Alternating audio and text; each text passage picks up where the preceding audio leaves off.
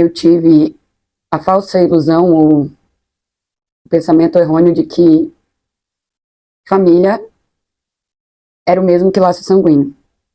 Eu acho que isso vem da forma como a sociedade, principalmente da época que eu nasci, né? Eu sou dos anos 90, então eu peguei o final dos anos 90 com a virada ali dos anos 2000, e ainda se tinha muito essa visão sobre família, o modelo tradicional, né? Onde precisa vir um homem, uma mulher, por causa do amor, do afeto desse homem e dessa mulher, gera frutos, que são, no caso, os filhos. E isso vira uma família, e daí tem os avós, os tios, os primos, e essa é uma grande família. E por um tempo, eu sonhei com esse modelo. E eu acho que todos nós, né, a gente quer formar uma família, quer construir laços, meio como uma forma, um meio de provar que você pode ser melhor do que quem te criou, quem te deu a vida, enfim, quem foi seus cuidadores ali. E você quer provar que você vai ser melhor que eles, que você vai dar o melhor para sua herança, para sua geração, para o seu fruto.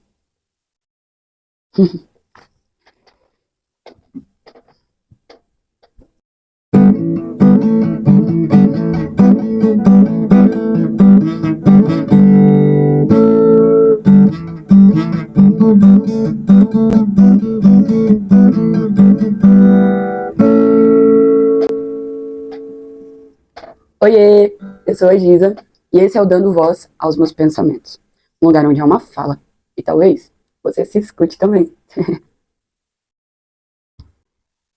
Por que eu estou falando sobre família hoje? Bom, hoje é domingo, obviamente você deve estar ouvindo esse episódio na quarta-feira, se você está ouvindo no mesmo dia em que ele é postado, né, no Spotify e no YouTube, mas ele está sendo gravado hoje no domingo. Hoje não é um domingo qualquer, é um domingo de Páscoa.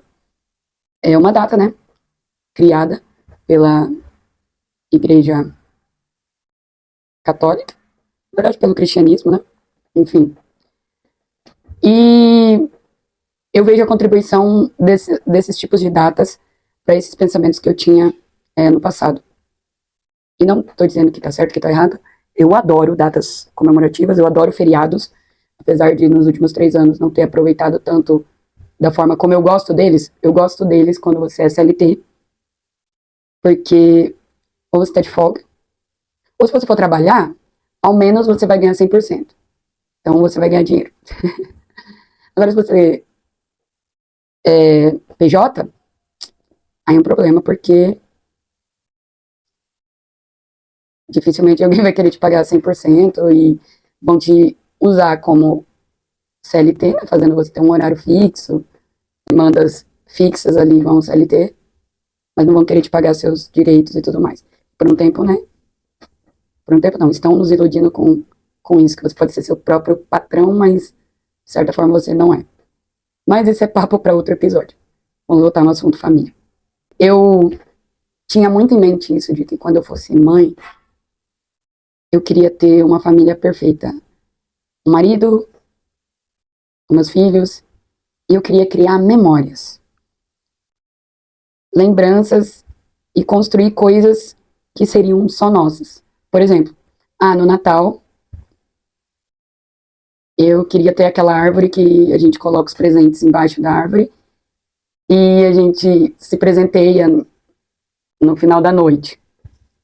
Na Páscoa, eu queria fazer caça aos ovos, caça ao tesouro, e daí a gente ia brincar disso, e ia ser uma coisa que a gente ia fazer todos os anos. E por um tempo eu acreditei nesse conto de fadas que eu mesma criei. Porque eu só via uma única possibilidade de ter isso, de construir isso, nesse modelo tradicional. Mas hoje eu vejo e já tem mais de 10 anos que eu moro sozinha, que eu me viro, que eu cuido de mim e que eu peguei as rédeas da minha vida e fui lidando com as escolhas, com as consequências das minhas escolhas. E eu fui percebendo que não existe um modelo só de família, óbvio que se a gente for pesquisar hoje na internet, o significado de família vai estar lá. Laços biológicos, mas também laços afetivos, ou pessoas que convivem numa mesma casa, e não necessariamente pode ser de parentesco, né? De ter parentesco, de ter sangue, pode ser por adoção, enfim, N possibilidades. Hoje eu entendo isso. Mas eu acredito também que isso foi sendo alterado ao longo do tempo, por conta que as pessoas foram se dando conta que família não é só laço de sangue, não é só parentesco. E eu percebo que tudo que eu queria, eu consegui. Só que com outras formas. Eu não precisei ser mãe, eu não precisei casar. Eu fui construindo memórias e coisas que eu tenho só com algumas pessoas. Por exemplo, eu não tomava vinho. Mas é um ritual que eu aprendi e que se criou entre eu e as minhas roommates. Então é uma coisa que eu vou guardar pra minha vida. Eu sei que é uma coisa que não vai ser eterno, como eu imaginava, com uma família tradicional, e todos os anos eu vou fazer isso. Mas ia chegar uma hora, por exemplo, eu ia fazer, sei lá, até os 18 anos, vamos supor. Ó. Mas aí talvez eu ia chegar, eles iam casar, meus filhos iam casar e tudo, e não ia continuar essa tradição, né? Eu acho que eu tinha uma vontade de criar tradições. E eu tenho aprendido que tradições podem ser só, o que eu posso dizer? Elas podem não ser eternas, mas elas são eternas enquanto durem. Bem clichê, mas sim. Então, por exemplo, esses momentos que eu tenho com as minhas roommates, eu tenho piadas internas, e eu acho que isso é muito de família, de lealdade, de cumplicidade, de amor, de afeto.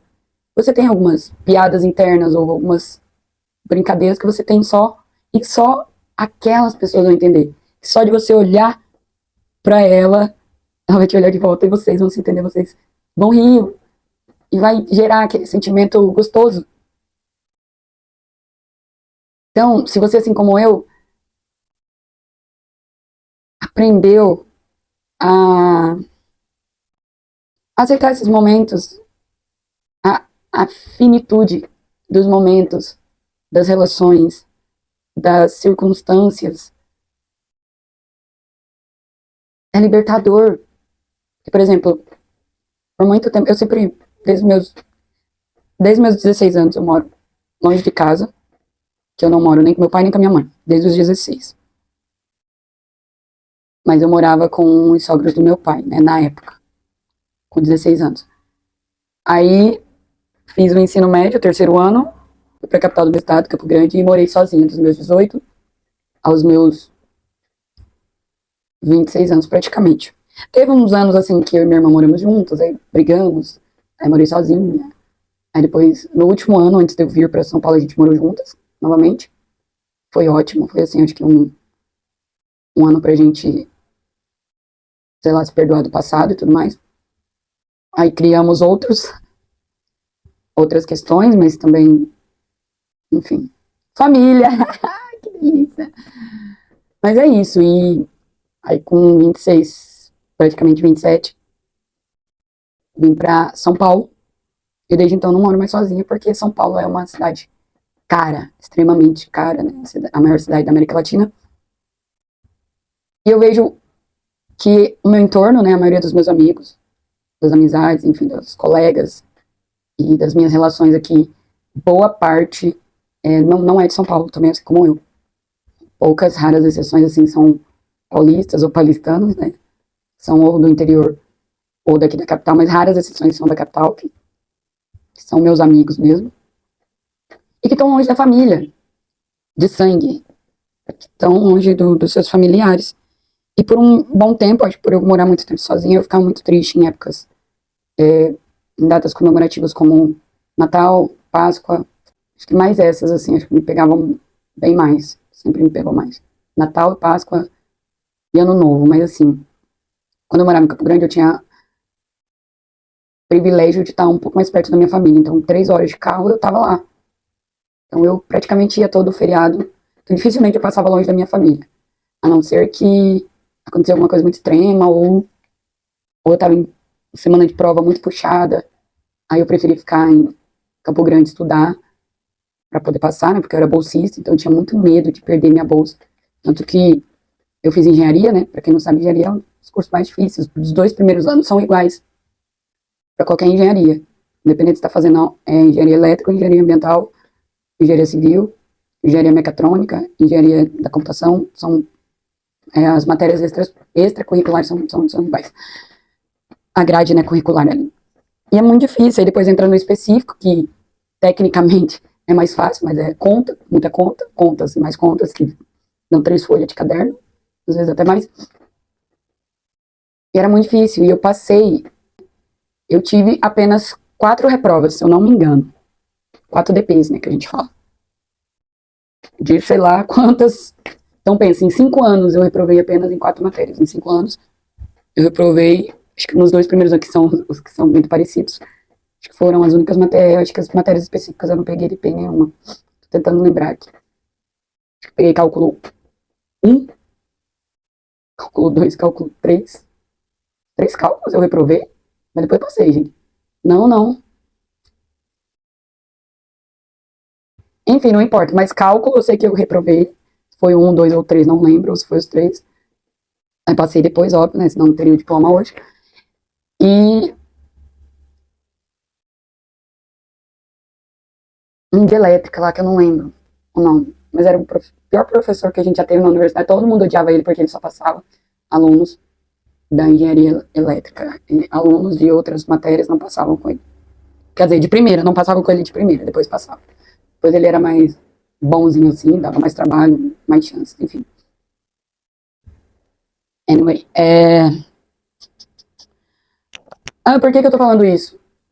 Porque eram momentos tristes, e pela primeira vez eu não tô me sentindo triste, hoje é Páscoa. Eu achei que eu estaria triste por essa questão, tá longe da família, né, biológica de sangue.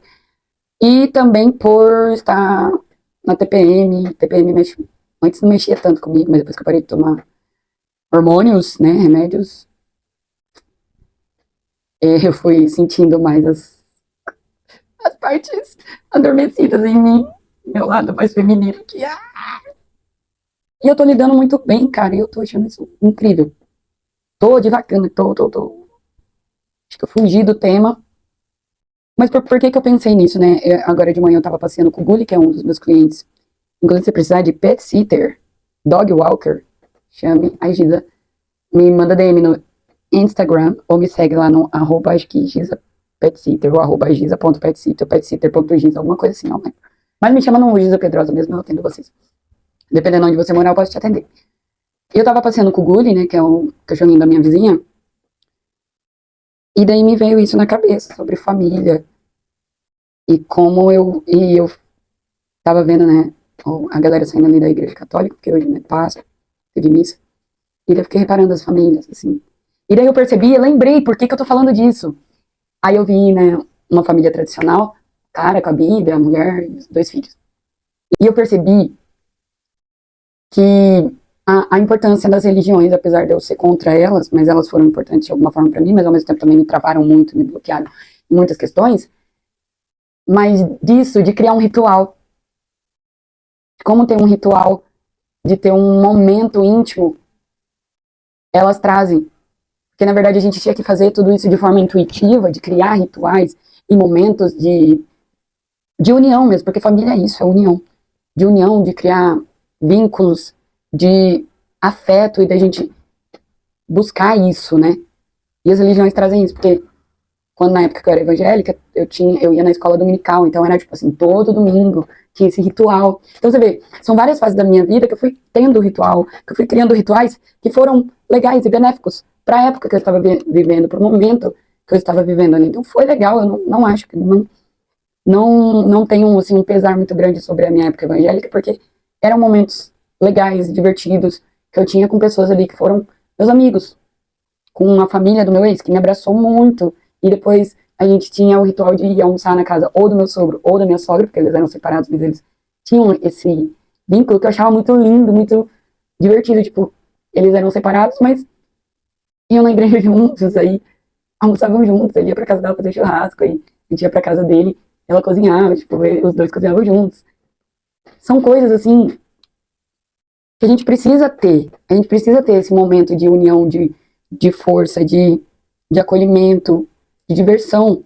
Porque senão a gente fica muito preso no da casa para o trabalho, do trabalho para casa, aí você vai vivendo um looping e aquilo vai te desgastando mentalmente e você vai sentindo que a sua vida não tem propósito.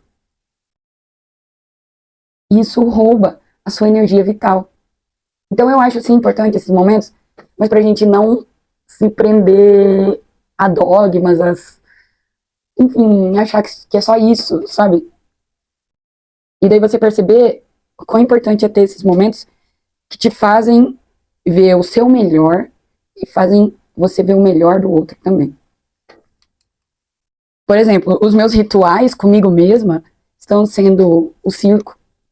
As aulas de circo estão sendo incríveis. É um lugar que eu não me forço a ser perfeito, porque eu não sou. Eu tô ali pra errar, eu nunca fiz circo na minha vida. Mas quando eu era criança, eu morria de vontade. Eu via aquelas ginásticas rítmicas, artísticas, aquelas coisas na TV, e eu achava incrível. E agora eu tô podendo fazer. E eu não sou boa ainda. Eu sou bem ruim, pra ser sincera, mas que bom que eu tô me permitindo ser ruim. Mas eu não tô me cobrando de ser extraordinário. Eu só tô ali pra brincar, pra me divertir. E tô conhecendo pessoas incríveis. Aí eu tenho as aulas de cinema, que é a paixão da minha vida. Eu vejo o quanto eu amo cinema. Eu gosto do teatro, o teatro foi a minha base, mas eu consegui ver que se fosse pra eu escolher, alguém falasse, uma arma na minha cabeça falava, teatro ou cinema, eu não pensaria duas vezes, eu falaria cinema. E eu tô vendo o quanto eu tô amando, não só tá na frente, mas como ver o outro lado, tá nos bastidores do cinema, é incrível, porque é os bastidores que na verdade constroem o cinema, óbvio que é incrível da vida, a histórias, a personagens, ensinar algo através de você e viver aquilo, porque quando você vive aquilo, esse é o papel de nós como atrizes, como atores, é viver, experienciar na pele uma coisa que talvez eu não viveria na minha vida. É lindo. Mas também depois transformar isso e decupar a cena antes dela ir, aí depois gravar, e depois montar, construir a história ou escrever o roteiro, é mágico, é lindo. Então, essas coisas têm alimentado meu propósito, têm me tirado daquele limbo que eu estava sentindo no começo do ano. Estava numa fase muito. Eu venho, na verdade, de outubro para cá, até março, vou se dizer, de uma virada, de um luto, de coisas que eu fui perdendo, que eu não sabia o que eu estava perdendo, mas eu já fui.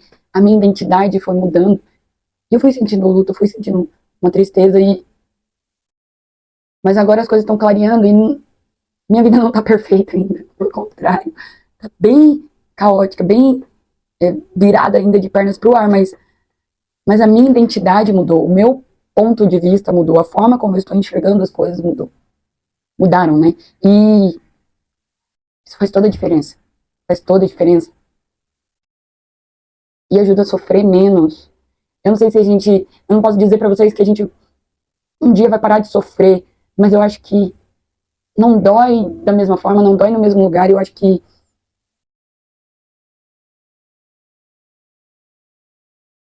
não é como se as coisas, tipo assim, foda-se, não. Mas também não é como se tudo fosse, fim do mundo.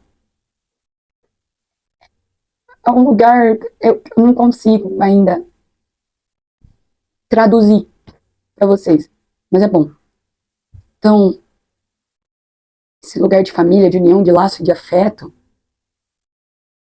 pode ser você com você mesmo, a sua relação com você, como você se enxerga no mundo, de parar de se culpar, de ter medo também, de aceitar você como você é e de entender. E eu tenho me pegado muito assim de julgar, né? Eu acho que eu, por muito tempo, sou ainda uma pessoa muito julgadora, mas agora eu tenho mais consciência.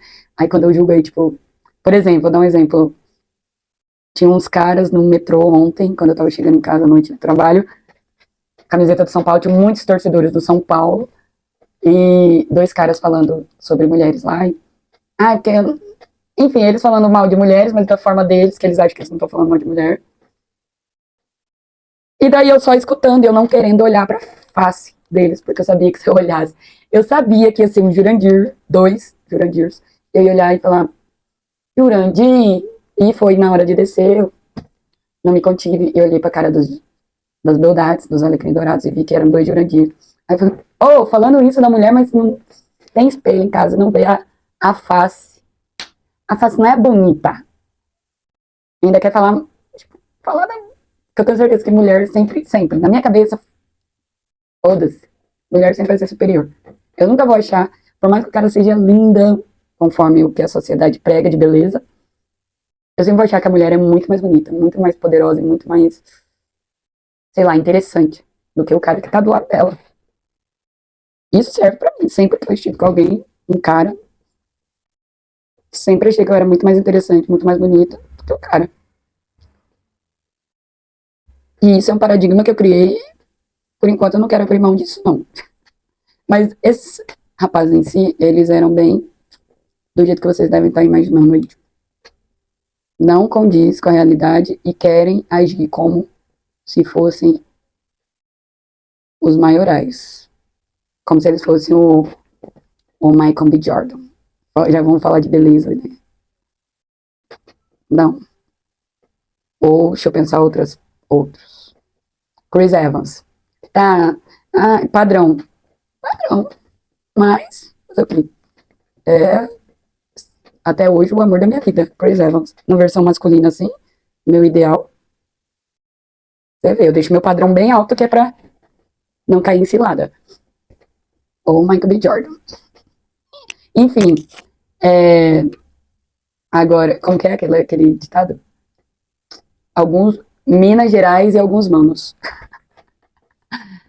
Ai, não sei porque que eu falei de. Ai, o podcast é meu, eu falo o que eu quiser, é isso mesmo, é isso.